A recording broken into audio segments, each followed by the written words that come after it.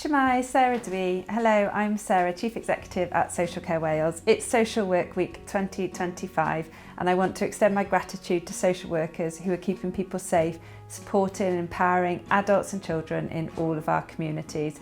There's over 6,000 social workers in Wales and I want to thank you for everything that you do. We know from our surveys that most social workers come into the profession because they want to make a difference to people's lives. We also hear from individuals using care and support the difference that social workers have made.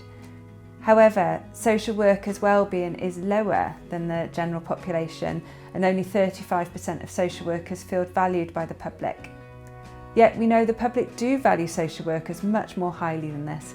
This is why it's important we all celebrate the work that social workers do. Social workers are often a role you can't see.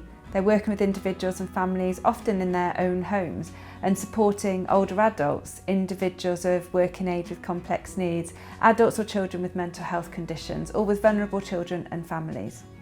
I know from my personal experience when my grandmother lived with a mental health condition that social workers can help us to navigate some of the most significant challenges in our lives, and to do so in a way that helps us focus on strengths and what matters to individuals and their families. This year's Social Work Week is focused on supporting, strengthening professional relationships, maintaining social work identity and supporting wellbeing. In Social Care Wales, we are hosting with partners a range of virtual events. Please do come and join us to learn and to celebrate. And for social workers watching this video, diolch, thank you. Diolch yn wrando, thank you for listening.